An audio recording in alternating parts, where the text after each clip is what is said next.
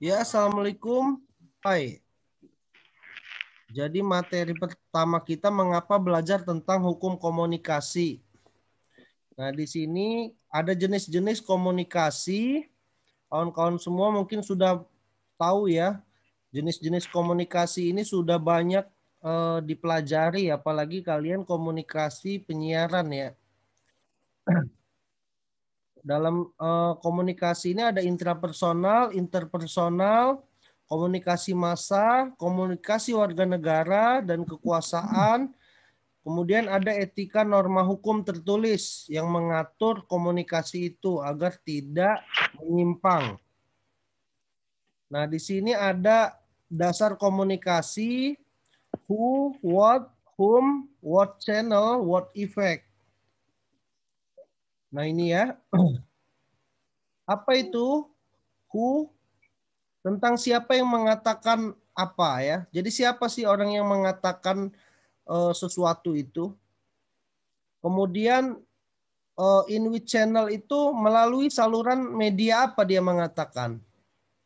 Ya, bisa media online, bisa media cetak, bisa televisi apa ya, saluran apa. Kemudian whom, kepada siapa dia mengatakan. Untuk pribadikah, untuk orangkah, untuk organisasi atau untuk pemerintah ya.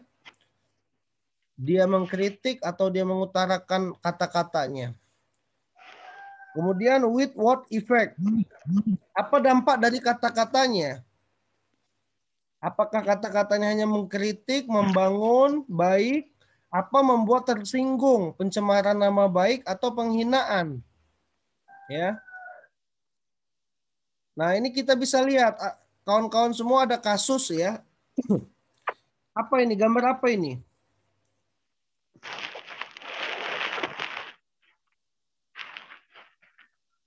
Halo? Sampul majalah, Pak. Sampul Majalah. Apa kira-kira Ya. majalah ini? Majalah Tempo kayaknya nih, Pak. Nah, ini majalah Obor Rakyat namanya. Nah, Oh, majalah Tempo. ini telah dituntut karena telah menghina salah satu calon presiden. Nah, waktu itu Presiden Jokowi saat itu sedang mencalon, tapi dikatakan capres boneka. Nah, terlepas benar atau tidak etis kita memberitakan sesuatu yang belum tentu benar, ya. Nah, di sini seperti kawan-kawan ya, ada wali kota misalnya. Wali kota dituduh adalah suatu boneka dari wali kota Lampung, dituduh dibuat di koran adalah calon wali kota boneka dari perusahaan. Nah, boleh nggak seperti itu? Tidak. Nah, artinya di sini telah melanggar etika dari jurnalistik itu sendiri ya, karena memang tidak boleh kita menjelekkan seseorang yang belum tentu benar. Nah, di sini juga ada media yang mengatakan bahwa kalkulator harta Budi Gunawan ya, Budi Gunawan ini salah satu calon Kapolri saat itu ya.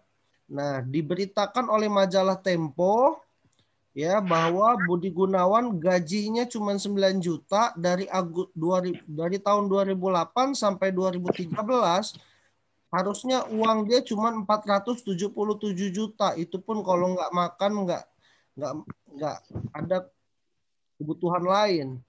Kok tapi harta realnya ada 4 miliar katanya. Nah, ini juga majalah Tempo akhirnya kena cari polisi ya. Karena di sini majalah Tempo seolah-olah menjelekkan nama baik dari calon Kapolri Budi Gunawan.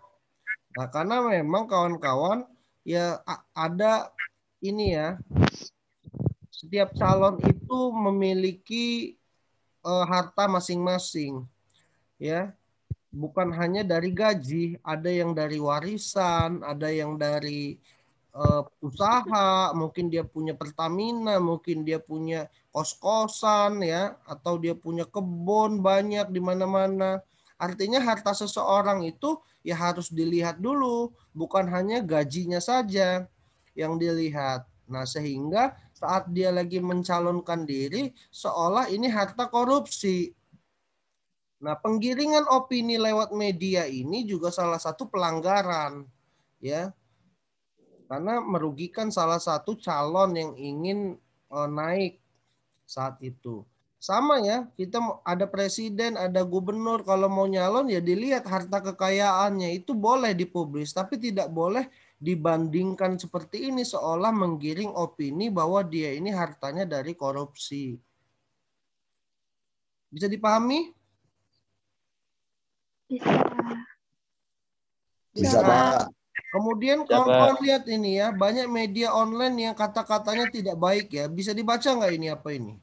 Ya, ini benar-benar tidak mendidik kata-katanya ya. Jadi memang banyak sekali media online yang dibuat hari ini yang keluar dari etika-etika moral yang ada. Kemudian juga ada kasus Florence menghina rakyat Jogja.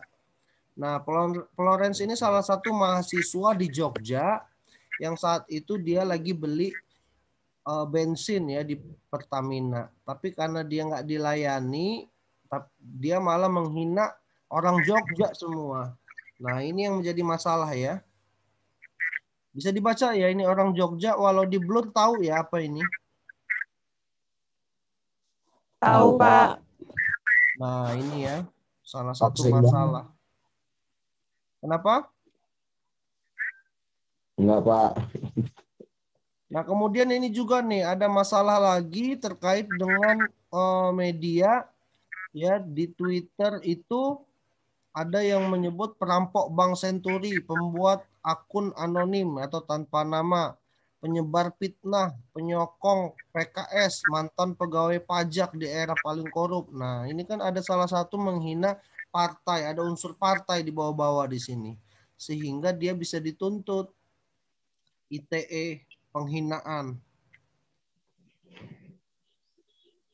Nah, kemudian ada pelanggaran kode etik wartawan di sini ya. Tahun 2010 Dewan Pers mengumumkan bahwa ada 4 wartawan yang ditangkap ya dari Kompas 1, dari Harian Seputar Indonesia 1, dari detik.com 1, dan dari Metro TV. Nah, ini mereka ini melanggar kode etik dengan dugaan permintaan saham Krakatau Steel. Nah, ini koran-koran besar ya, media-media besar ini, Metro TV, Detikcom, Kompas. Nah, banyak sekali memang saat ini berita-berita yang dijadikan bahan untuk mengancam seseorang. Kalau kamu tidak mau nurutin saya publis ini. Nah, ini banyak sekali wartawan yang melanggar kode etik. Berita-berita yang bagus, berita-berita yang mendidik jarang dikeluarkan. Berita-berita buruk malah yang ditampilkan. Nah, berita-berita baik seperti ada info beasiswa, ada info-info lowongan kerja, itu malah ditutup, malah H-1 baru diterbitkan. Dikasih dulu ke kawan-kawannya, saudara-saudaranya. Nah, ini etika wartawan ya, dari segi informasi masyarakat tidak dapat yang baik. Nah, malah banyak sekali isi-isi berita yang memprovokasi bahkan memutarbalikkan fakta. Sedangkan berita-berita yang harusnya diketahui secara umum dijadikan ancaman untuk orang-orang yang takut beritanya dikeluarkan. Bisa dipahami? Bisa, Pak. Mungkin kameranya bisa dibuka semua ya, biar saya lihat.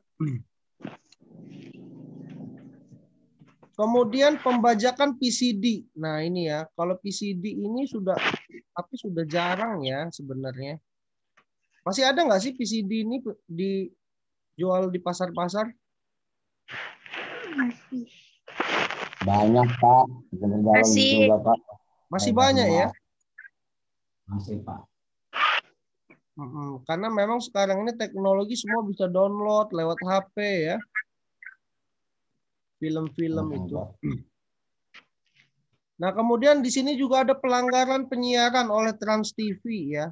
Nah, bisa dilihat ini foto apa ini? Nikahan Rapi dan Gigi, Pak. Ini pernikahan Rapi ya dan Gigi. Nah, ini melanggar apa ini dia ini? Kok dia nikah malah melanggar? Ada yang tahu nggak? Nggak tahu, Pak. Apa itu yang dilanggar, Pak? Itu Pak, karena itu acara pribadi bukan konsumsi publik. Nah, bagus. Siapa tadi namanya? Diki, Pak. 100, Pak. Salah Diki, Pak. Diki, Siapa? Pak. Diki ya? Ya betul sekali Ya, Diki. Pak. Ya, ini pelanggaran penyiaran ya. Jadi memang konsumsi pribadi yang terus-menerus disiarkan di dalam publik, bahkan bisa 3 hari berturut-turut nyiarin itu terus ya. Bahkan ada berita yang penting ditutup-tutupi. Untuk menutupi berita penting ini disiarin terus. Bahkan ada yang sampai 1 minggu beritanya tentang pernikahan terus. Nah, ini sebenarnya melanggar penyiaran ya, undang-undang penyiaran. Sehingga saat itu Trans TV dituntut karena menyiarkan berita yang tidak bermanfaat bagi masyarakat.